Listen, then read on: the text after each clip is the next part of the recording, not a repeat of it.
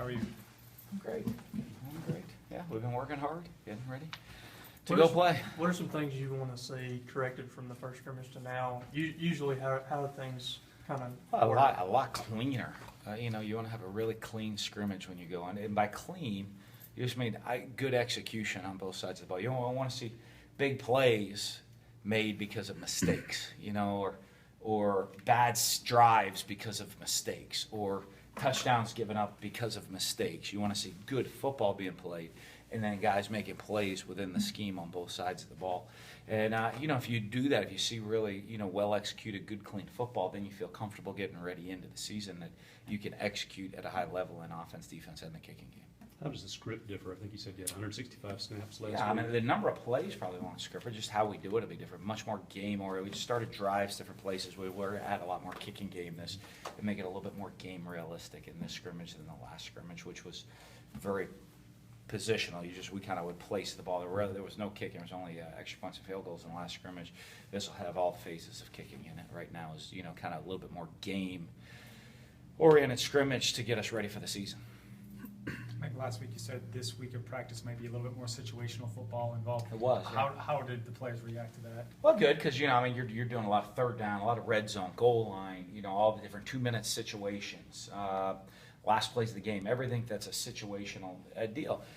Where there's a lot of learning, because there's a lot of not just executing the play, but understanding the situation you're going to be in and how that play is going to play out, and just all the little things of clock management, time management, space on the field, on spacing on third down, and how it'll separate, or spacing will differentiate on offense and defense on third down plays. In red zone, spacing of it, the short in the field and where you have to defend, and then where you have that you can go execute in. So you just have to get in those areas, and for those guys just to be in a little bit more of a game-like situation, get a feel for what they need to do. How do you simulate those game situations? Is it something where you say, okay, it's 3rd and 10, go, we have 30 seconds, like a game clock, or how do you try to, Well, we bring go the game pretty into fast anyway, so I don't really worry as much about that. It's more, there's this much time on the clock in the game, and you're down. You need a touchdown. You need a field goal. Hey, we're in the red zone. We have to get points. And you score in the red zone, you're going to win games. We scored in the red zone in the 2 regular season games we lost last year. We just scored 75% of the time we scored touchdowns in the red zone. We win both games going away. So, it's just that understanding those situations of how you have to execute and come away with points, and how to stay on the field in third down. Catch a ball at 4 yards and it's 3rd and 7. You better, you start trying to dance, make people miss. That's okay on first down. You might hit a home run. You better know where your first down marker is on offense and on defense. All of those situations you have to get used to playing in a game-like manner. Beniquez gets talked a lot about from that linebacker group, but Richie's been a guy that's kind of been right there with him. Mm-hmm. What have you seen from Richie so far? He's had a pretty good training camp. Getting better. To me, a guy that's going to be, in much more of a starring role. He's got to make a lot more calls. He's got to get us in the right defenses and get us lined up the right way. And he's the guy that's got to be the one now. And last year he got to come in as kind of the relief guy, but now he's the guy people are going to look to. So it goes beyond just your scheme and playing football. It goes into leadership that's going to be important for him this year. How's the kicking situation and competition kind of shaping up? Yeah, they're kicking.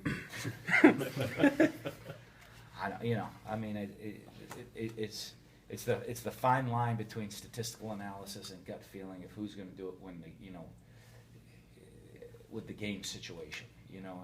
That's a very, very different deal. So to me, it's not something I plan on making decisions all the way through game week. Of where we're at statistically, who's where we need them to be.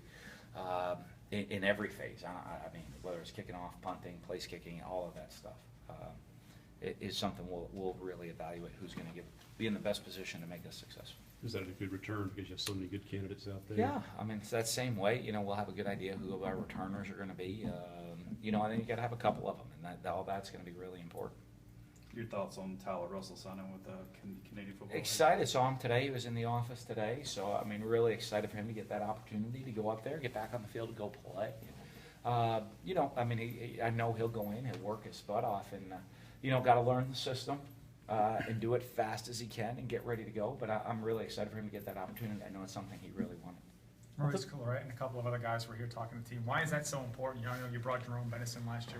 What gets gained from that, I guess? Well, just different messages. You know, I mean, there's all kinds of, you can learn from people that have been through it and experienced it. You know, a lot of times players, you hear a message from me so many times, or an assistant coach so many times, it kind of gets a little old. But you hear a message from somebody that's been through it recently. You know, even though they might kind of be given the same message, it comes across a little bit differently and has the opportunity to impact people.